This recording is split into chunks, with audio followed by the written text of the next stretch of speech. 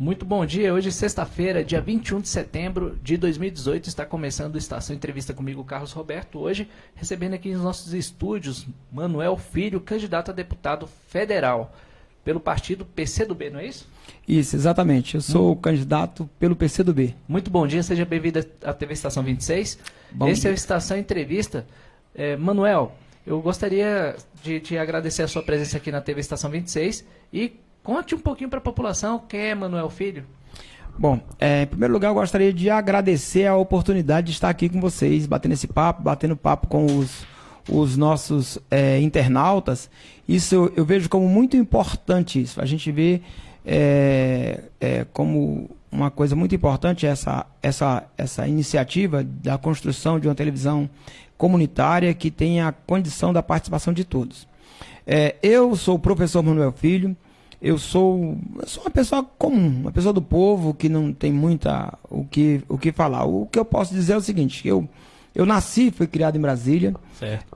Desde garoto estou aqui, né, nessa cidade, sou professor, trabalhei já em Braslândia, Ceilândia, Taguatinga, Samambaia, Recanto das Emas, Santa Maria, Plano Piloto, como professor. Vim das comunidades da periferia de Brasília. Eu nasci ali no Hospital JK, que hoje é o Museu Vivo da Memória Candanga, ali perto da proximidade da antiga favela, que nós chamávamos de invasão em Brasília. As invasões são chamadas as favelas eram chamadas de invasão, ali chamado Morro do Urubu.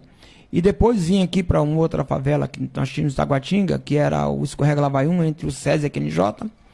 E fui engraxate, lavador de carro, o office boy, vendi balinha, vendi muita coisa na rua e me formei, sou professor.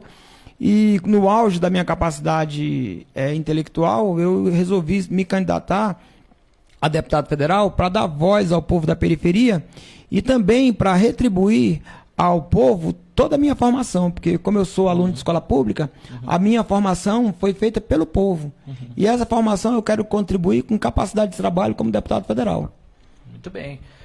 Manuel, conte-nos um pouco em relação aos seus projetos para Brasília, se eleito. Investimento em educação. Pois o centro da minha proposta como deputado federal é a valorização da educação. Mas quando eu falo valorização da educação, eu fico até preocupado, porque essa valorização da educação, tanta gente fala, que fica assim meio clichê, né? Exato. É meio clichê esse negócio, valorizar a educação, valorizar a educação. Não. Eu entendo que a valorização da educação, ela passa pela valorização daqueles que operam a educação de fato, que são os professores, os servidores da educação, né? E a valorização que eu entendo da educação passa por isso, por valorizar essas pessoas. Certo. Então, pode prosseguir. Sim. Agora, com relação a investimento na educação, no Distrito Federal nós temos o Fundo Constitucional. O Fundo Constitucional, na verdade, é a regulamentação do artigo 21 da Constituição, que diz que a União é mantenedora, né? Ela é responsável pela manutenção do serviço de segurança, saúde e educação. Então, o que eu pretendo com essa valorização é garantir que o Fundo Constitucional seja um instrumento garantidor do cumprimento da meta 17, que é o plano de carreira dos trabalhadores da educação, por exemplo, que é uma questão importante, né? Muito bem, pode prosseguir. Temos tempo. Uma outra questão importante que eu vejo é a valorização dos trabalhadores da iniciativa privada, porque esses ficam sempre à mercê. Nós temos uma questão importante, olha só. No Brasil, e nós temos essa pesquisa feita pela Universidade de Brasília, certo, que mostra que 10% dos trabalhadores de educação, em especial os professores, estão doentes. Mas nós temos um quadro mais grave ainda, que é um total de 38% desses trabalhadores em processo de adoecimento, em avançado estágio de adoecimento. E o mais interessante é que o adoecimento se dá por doenças psíquicas, né, são doenças psiquiátricas. Exatamente. Caso agora, recentemente, um professor com seu colega no Rio de Janeiro, agredido por alunos, e inúmeros casos em todo o país. Em todo o país. Nós temos a agressão do professor, ela é muito grande, porque na educação, a sociedade e o próprio professor, ele tem uma expectativa, ele eleva a expectativa para o seu trabalho, do produto do seu trabalho, muito grande. Nós temos na educação, se deposita uma expectativa muito grande em cima do educador.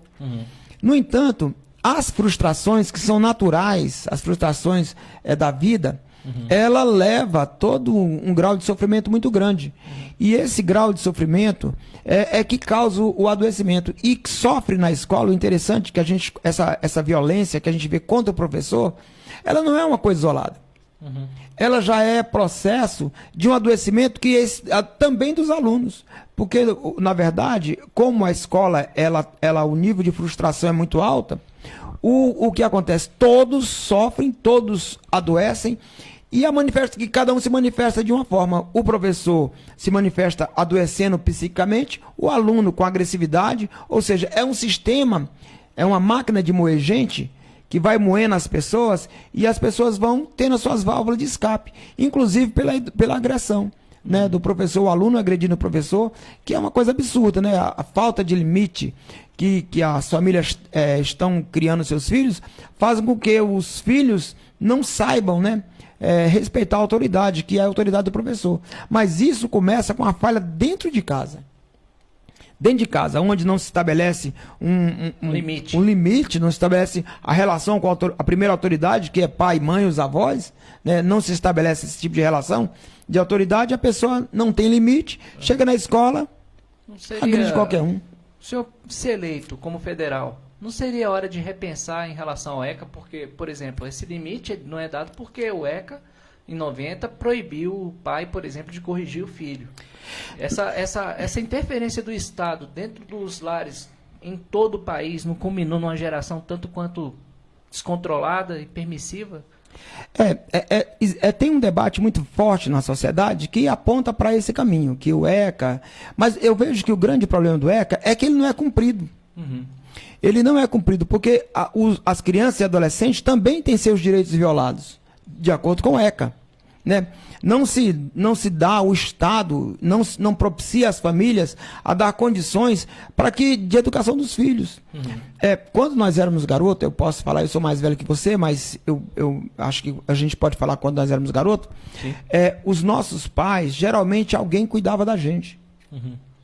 Alguém cuidava da gente. Hoje em dia, os meninos estão aí, os meninos e as meninas, ninguém cuida dos meninos. Eu cuidava e corrigia. Né? Cuidado e corrigir, porque a correção da criança, do adolescente, faz parte do processo de educação.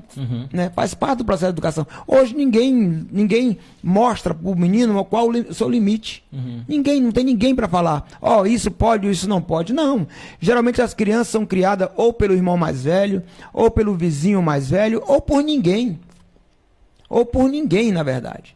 As crianças, porque o pai sai de manhã para trabalhar, a mãe também tem que sair de manhã para trabalhar, e os filhos ficam aí, a Deus dará, sem limite, sem situação. E aí tudo isso cria uma sociedade que não tem limites, que não tem parâmetros, né, para dizer o que é certo e o que é errado. E o que acontece? Eles vão, agride professor, agride policial, agride o porteiro, agride o colega, agride todo mundo. Exatamente. Né? E até porque também essa questão dos professores, antigamente eram chamados de mestre, né? E hoje, mestres, na verdade, e hoje praticamente é triste ver tantos professores, tantos mestres feridos aí, as fotos são muitas, inúmeros relatos e situações a qual nós assistimos, todos tivemos acesso, né?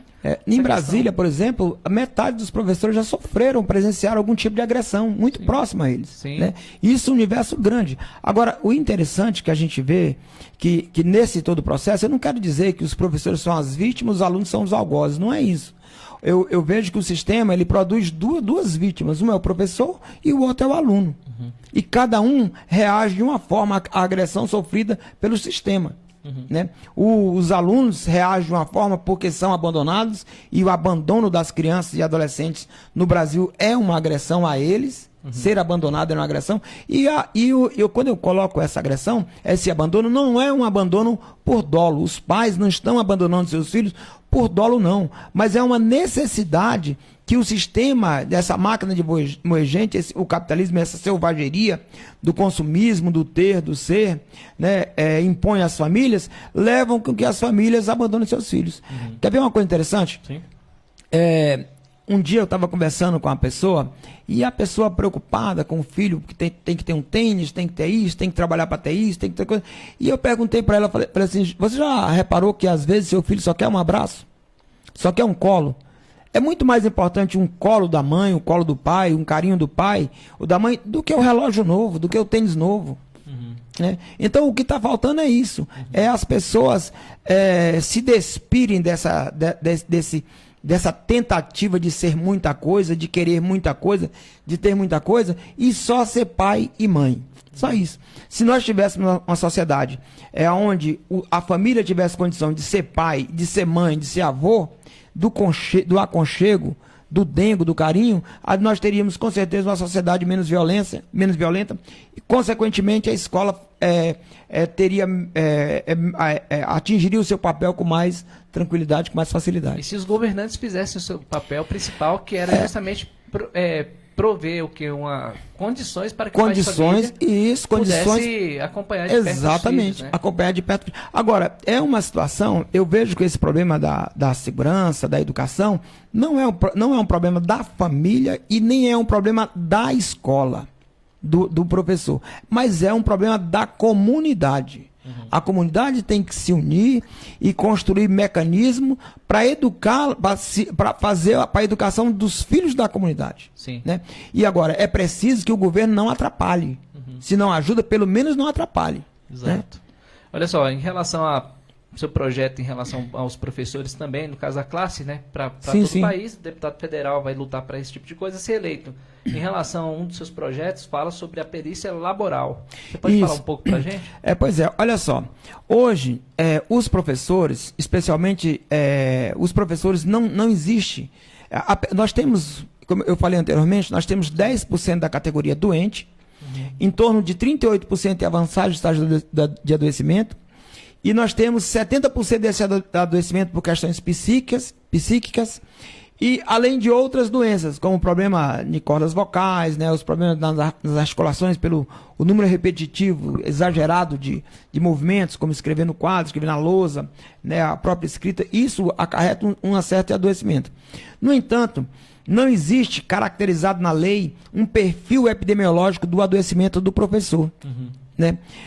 E não só do professor, mas de vários trabalhadores, por exemplo, não existe. Eu estava conversando um tempo com a servidora da Secretaria de Educação. Ela tem um movimento repetitivo de limpar as carteiras de manhã e à tarde, porque as crianças sujam as carteiras e elas limpam as carteiras o tempo todo. E este movimento repetitivo, ele causa uma lesão tanto no ombro como também no túnel do carpo, né? Mas na lei não existe nada que caracteriza esse adoecimento. Então, o que significa isso? Essa questão da perícia é que a lei traga, né, a caracterização do perfil epidemiológico para que o profissional, quando ele adoecer, já exista um nexo causal, ou seja, uma relação entre o labor, o exercício profissional que a pessoa faz com o seu adoecimento. E aí, o que tem a ver isso? Bom, o que tem a ver isso com a perícia? O grande problema é que o professor ele adoece, né, com 15, 20 anos de trabalho, ele adoece. Geralmente os professores começam a adoecer em torno de 20 anos, de 15 a 20 anos de trabalho, eles começam a adoecer. É a fase, não é que começam a manifestar o adoecimento. Né? Então, o que acontece? As pessoas adoecem e vão para a perícia médica. Às vezes, o professor ele não pode mais continuar trabalhando. Ele é impedido de continuar trabalhando e ele vai para a aposentadoria precoce. Como a lei não prevê um nexo causal entre o adoecimento e o seu exercício profissional, esse profissional ele é aposentado com salário reduzido até em 50% do seu salário. Entendeu? Então, se a lei trouxer a previsão, se tiver uma previsão legal do perfil epidemiológico da categoria, o que vai acontecer? Duas coisas. Primeira coisa, a aposentadoria não seria aposentadoria com salário reduzido, mas com salário integral. Por quê? Porque o nexo, o adoecimento já estaria atrelado ao seu nexo de causalidade. A outra situação que traria interessante é que obrigaria tanto patrões e principalmente o Estado a criar programas de prevenção ao adoecimento e de promoção à saúde, que evitaria essas aposentadorias precoces e, consequentemente, o adoecimento. Então, esse é o objetivo desse projeto, né? Exatamente. De caracterizar na lei o perfil epidemiológico dos adoecimentos. Muito bem. Em relação à sua luta também, seu projeto, no caso, é atividade de natureza especial. Sim. Atividade de natureza especial. Vou ler aqui para a gente não se perder, né? Atividade de natureza especial. Pode Olha ficar à só, vontade, até percebo, tá? isso na verdade, o que coloca dentro da escola, dentro da escola, a única atividade de natureza especial é a atividade do professor. O professor ele tem a natureza especial. Tanto é que a aposentadoria do professor da educação básica, ela é aos 25 anos para a professora e aos 30 anos de serviço para o professor. No entanto, por que isso? Porque a escola é um ambiente conflituoso. Isso quem definiu não fui eu que inventei. Existe um estudo francês, europeu, americano, brasileiro, tem vários estudos que mostram que a escola é um ambiente de conflito. O professor, ele é um elemento que ele passa o tempo todo, resolvendo, mediando conflitos. Exato. Mediando conflitos, o tempo todo. E essa mediação de conflito, ela causa um desgaste muito grande, o que leva o professor, eu diria que tem que comprar de validade. O professor aos 25 anos e os professores, os homens, aos 30 anos de serviço. No entanto, na escola hoje, não é só o professor que faz essa mediação de conflitos. Nós temos, por exemplo, os orientadores educacionais que também fazem essa mediação de conflito e, no entanto, eles não são contemplados como trabalhadores, como trabalho de natureza especial. E a sua aposentadoria é os homens aos 35 anos de trabalho e as mulheres aos 30 anos. Se todos no interior da escola, que todos trabalham com mediação do conflito, desde o porteiro ao merendeiro, professor, orientador educacional, diretor de escola, todos mediam um conflito no interior da escola, portanto, todos estão sujeitos ao mesmo tipo de adoecimento, então todos deveriam ser trabalhadores, exercícios profissionais de natureza especial. Entendeu? Então, esse é o caminho. E todos teriam direito à aposentadoria especial, todos. Do porteiro, o merendeiro, a merendeira, a pessoa que trabalha com a limpeza, porque todos mediam conflito, não é só o professor. O orientador especial é uma injustiça que se faz com os orientadores educacionais, porque eles são os maiores mediadores de conflitos na escola, o professor e o orientador educacional. E, no entanto, ele, para efeito de previdência social, eles são tratados de forma diferente. O professor é de natureza especial e o orientador não é. Então, isso acabaria com um conflito grande no interior da escola. Isso é interessante, né? Essa união. A união, porque todos estão no mesmo barco, todo mundo rema do mesmo lado. Agora, por que um é especial e o outro não é? Todos têm que ser. Exatamente. Em relação ao projeto que você tem sobre a diferenciação na lei da educação física. Sim, olha só. Se eu não me engano, 96 ou foi 98, foi uma desses 2 anos, eu vou deixar os dois para não cometer o erro, né? Eu sou disléxico, eu não lembro muito a questão de data. Nós tivemos um problema. Nós tivemos um problema que foi a criação do CREF, né? Do Conselho Regional de Educação Física. Esse Conselho Regional de Educação Física, ele é uma espada de domos na cabeça dos professores. Obrigam os professores de educação física nas escolas a se filiarem, a serem filiados ao CREF. No entanto, tem uma coisa interessante.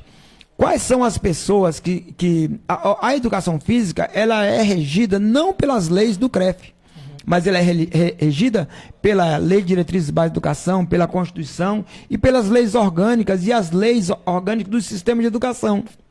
E, então, quando construir essa diferenciação, tira o professor a obrigatoriedade de ser filiado a um órgão, a uma autarquia que é o CREF.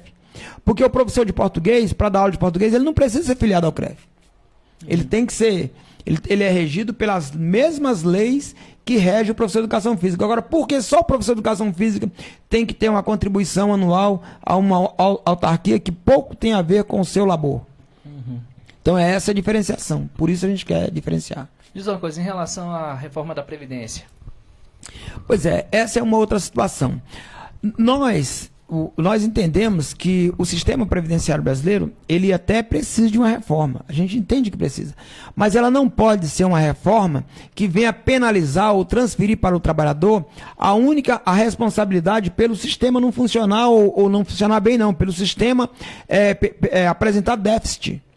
Porque, na verdade, quando a gente vai ver a Confins, por exemplo, que foi criada pela Constituição de 88, ela é um instrumento de financiamento da Previdência. Agora, o que os governos estão fazendo? Eles propõem a reforma da Previdência com a única, transferindo só para o trabalhador a responsabilidade pelo déficit da Previdência.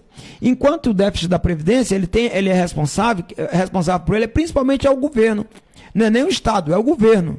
Por quê? Porque o governo, em tempos, promove o quê? Anistia fiscal aos devedores do sistema previdenciário, do sistema Confins, por exemplo.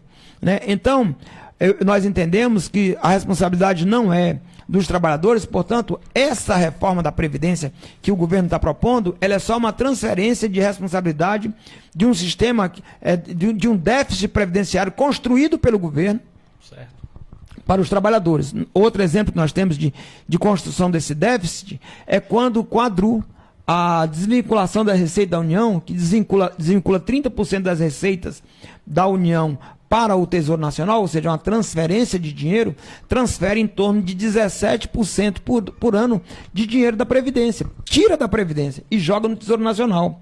E com isso, ao longo do tempo, vai se construindo esse déficit previdenciário. Então, nós até defendemos uma reforma previdenciária, mas uma reforma previdenciária que atenda os interesses dos trabalhadores. Agora, o interessante é as pessoas falarem bem assim, os defensores, mas na Alemanha é assim. Tranquilo. Nós gostaríamos de uma reforma previdenciária de acordo com os padrões alemães, né? Que ampliasse o tempo de contribuição, mas que, por exemplo, desse as garantias salariais e as garantias de condições de trabalho do trabalhador alemão.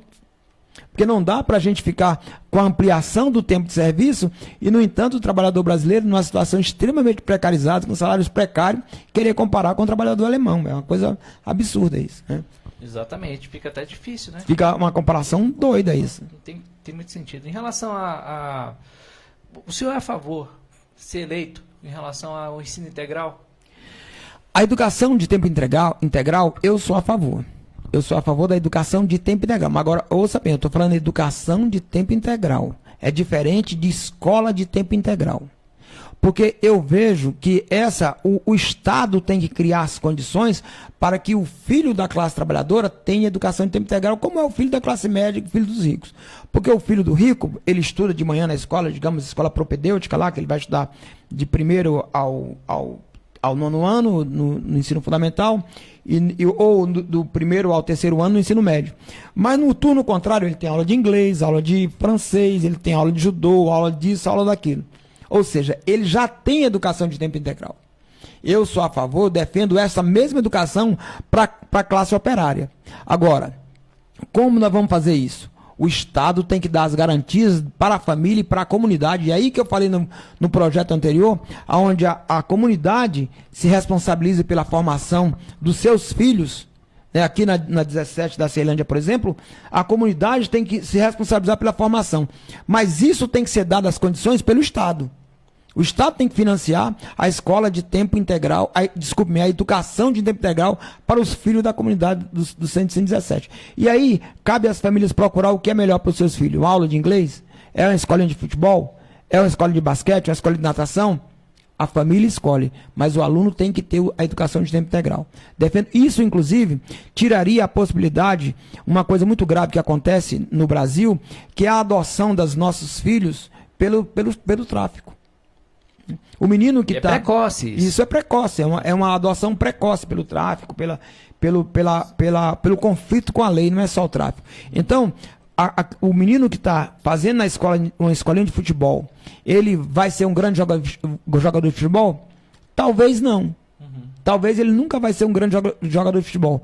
Mas aquela atividade leva o menino a sonhar, a construir sonho e a construir perspectiva de vida. E isso o afasta do mundo da criminalidade. né? Então, eu defendo a escola de tempo integral, a educação de tempo integral nesse sentido. Exatamente. Olha só, professor, em questão, candidato, né, Manuel Filho, em relação ao desemprego aqui dentro do Distrito Federal, falemos aqui do nosso quintal. Sim, sim, sim. Quase 350 mil desempregados. Isso. Comércio fechando, W3 Sul, Comercial Norte de Taguatinga, Comercial Sul de Taguatinga, tem gerado um pânico na população e nosso PIB tem diminuído. Isso é gritante. É verdade. E o que o senhor, como se eleito, pretende fazer com seus pares na Câmara Federal, senadores, governo e distritais, para tentar minimizar esse impacto negativo em nossa cidade e reativar o comércio de forma forte, que sempre foi aqui de Brasília? Sim. Na verdade, eu não, se for eleito não, eu vou ser eleito. Sim, claro, claro. Eu vou ser eleito. Eu gostaria de deixar bem claro as pessoas, com o apoio de cada uma das pessoas, vamos multiplicar isso e eu vou ser eleito, porque a voz do povo, o povo precisa ter voz no Congresso Nacional. Agora, com relação ao desemprego, o desemprego no Distrito Federal, ele é estrutural. Nós temos, o nosso desemprego, ele está mais alto do que ele é naturalmente, mas ele já é alto.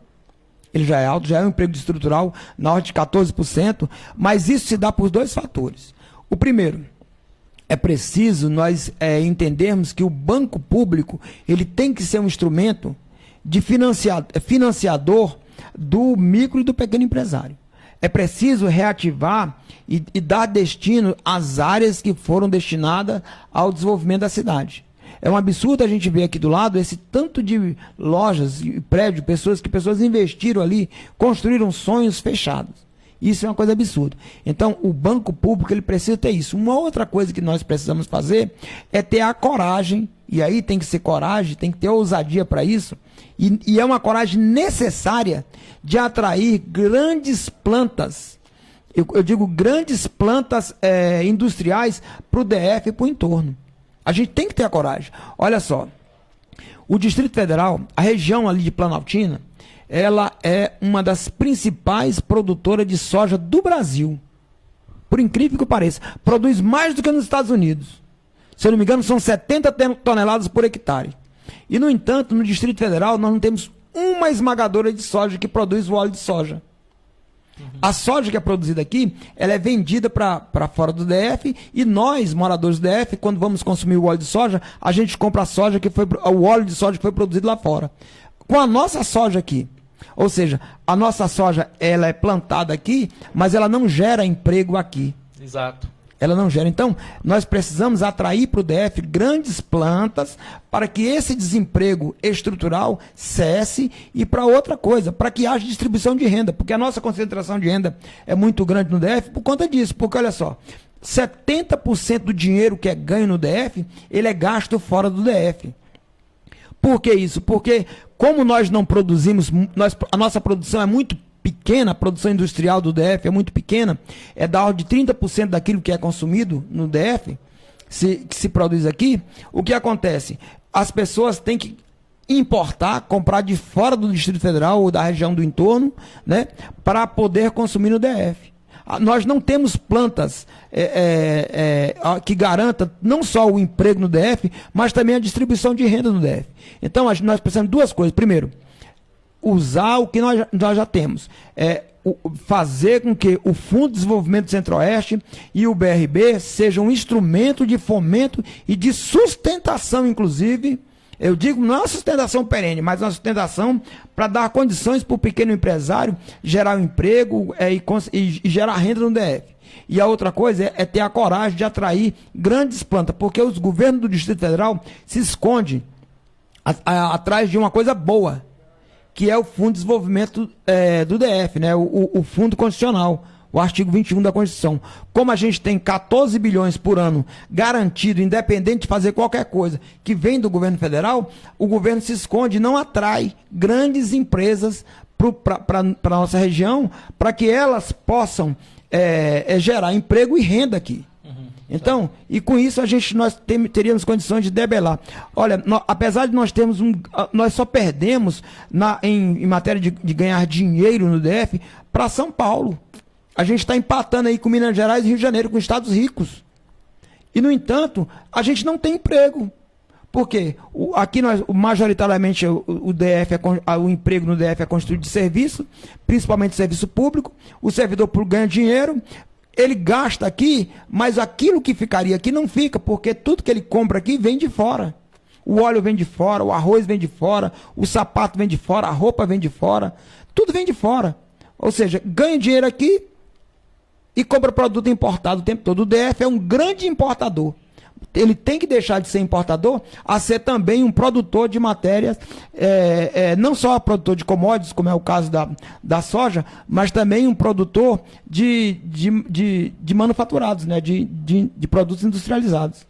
Muito bem. Esse é o Estação Entrevista comigo, Carlos Roberto, entrevistando o candidato a deputado federal Manuel Filho, pelo PCdoB, não é isso? Isso, eu sou pelo PCdoB. Exatamente. Que é uma coisa que eu gostaria de deixar, que nós, os comunistas, é uma lenda que se diz que os comunistas são contra os empresários. Não, nós somos parceiros dos empregados, dos empresários. Nós temos aí modelos, nós tivemos modelos ruins de socialismo pelo mundo, mas o modelo de socialismo que nós queremos no Brasil é o modelo com a cara do Brasil. A cara, a cor, a coragem do Brasil. Como com as características brasileiras. Já que você entrou nesse aspecto. Nós entendemos que o Estado brasileiro, nós entendemos o socialismo a partir do capitalismo de Estado, onde o Estado garanta as condições para o desenvolvimento do empresário, do pequeno empresário, como aconteceu na China, onde o Estado controla a bolsa, o Estado controla os bancos, controla o dinheiro, e ele é um instrumento garantidor do desenvolvimento do povo. Não é o Estado criar a feijão Obras, a arroz Obras, não é isso. Mas o Estado tem que dar condições para que, e os bancos estatais têm que ter condições para que as empresas se estabeleçam e criem riqueza para o povo. Esse é o socialismo que nós defendemos. É o socialismo com a cara e a coragem do povo brasileiro. A gente essa história do socialismo que vai tomar de conta da padaria, não é nada disso. Nós queremos é que o dono da padaria gere riqueza e renda para ele e para a comunidade, atenda os interesses da comunidade. E para isso é preciso que o Estado dê condições para que ele subsista. Exatamente. É como, por exemplo, o socialismo que está sendo empregado na Venezuela, no caso, o cidadão está comprando carne podre. Na Venezuela, a gente precisa entender a Venezuela, ela não pode ser uma coisa isolada. A Venezuela, assim como o Brasil, ela passa... A Venezuela, a gente tem que entender, a Venezuela é o seguinte... A Venezuela, apesar de ser um dos maiores produtores de petróleo do mundo, como é o nosso caso hoje, nós temos uma das maiores reservas de petróleo do mundo, talvez a quarta do mundo, e pelo que o andar da carruagem, rapidinho nós vamos ser os maiores produtores de petróleo do mundo, o Brasil. Apesar de uma gasolina e um combustível caríssimo. Que é uma outra aberração que o Estado brasileiro faz, que a Petrobras podia ser um elemento garantidor do desenvolvimento e uma gasolina barata, subsidiada, não é nem subsidiada, mas que fosse barata em condições do povo, ela garantia o desenvolvimento do povo, ela não é feita para isso, ela é feita para dar lucro para os bancos, para os donos dos bancos que ganham dinheiro, porque são os donos das ações, né, os minoritários são os donos, os acionistas são os bancos, né? Então a gasolina é alta para que os bancos ganhem muito dinheiro, que são os donos das ações da Petrobras, das ações minoritárias. Mas olha só, o problema da Venezuela é que a Venezuela, ela, durante muitos anos, quase todo o seu período desenvolvimentista, ela se ancorou no petróleo. E negligenciou, como o petróleo era muito farto e era muito caro, a Venezuela se ancorou no petróleo para garantir o desenvolvimento do país. Como o petróleo baixou de preço, né? Baixou de preço, o que acontece com a Venezuela? Eles não tinham uma indústria de base, não tinham uma agricultura de base, não tinha nada que desse condições de sustentar a economia do país, só o petróleo. E agora não tem jeito. Isso foi um processo muito longo. Agora, para recuperar isso, também vai ser um processo longo. Vai trazer muito sofrimento para o povo. Coisa que no Brasil nós temos que tomar cuidado para isso não acontecer no Brasil. Bateu na trave, né? Bateu na trave, exatamente. A gente não pode deixar que aconteça a mesma coisa com o Brasil. Exatamente. Olha só, esse é o Manuel Filho, candidato a deputado federal por Brasília pelo PCdoB. Eu gostaria que você deixasse seu recado para o público. Nossa entrevista chegou ao fim, mas eu gostaria de estender o convite para que você volte outras vezes para podermos debater a respeito do Brasil. Sim, Brasília, Brasil. Para mim é um prazer imensurável estar aqui. Eu sou professor, o professor fala demais, eu gosto de falar. Mas é assim mesmo. Eu gosto de falar com as pessoas. Eu vejo que esse é um processo de educação importante. Eu tenho que parabenizar iniciativa como da Estação 26, né, a sua iniciativa, porque isso vai construir a consciência crítica e vai fazer com que o nosso povo vote melhor. Não vote no camarada rico, no cara que deu o santinho, que deu aquela que comprou você ali, porque ele não vai ter condições. Mas vote em quem realmente tenha conteúdo, tenha condições de apresentar e de seja a voz do povo, né? Então eu agradeço muito por isso. Eu sou o professor Manuel Filho, o meu número é 6544, sou candidato a deputado federal para dar voz ao povo. Eu agradeço a todos, agradeço a paciência de terem me ouvido. Muito obrigado tanto a Rádio Estação como também os nossos internautas. Eu gostaria de deixar um abraço e um beijo no coração de cada um. E no dia 7 de outubro, vamos junto colocar o Brasil nos trilhos do desenvolvimento que o povo merece e precisa. Pode falar seu nome e número. Sim, o meu nome, eu sou o professor Manuel Filho, eu vou até mostrar, me desculpe-me, mas mostrar aqui, eu sou o professor Manuel Filho. Meu número é 6544. Sou candidato a deputado federal da educação. Acho que tá bom, né, o recado, né? Esse foi a Estação Entrevista comigo, Carlos Roberto, e ao meio-dia vamos receber o Thales, que é líder comunitário em Planaltina, será entrevistado ao meio-dia aqui na TV Estação 26. Nós estamos cumprindo nosso papel com a democracia, oportunizando a você, eleitor, a fazer sua escolha responsável no dia 7 de outubro. Fiquem com Deus e até daqui a pouco com mais Estação Entrevista. Daqui a pouquinho, Mulheres em Foco com a Kátia Vasconcelos, falando da mulher na política aqui do Distrito Federal. Até mais.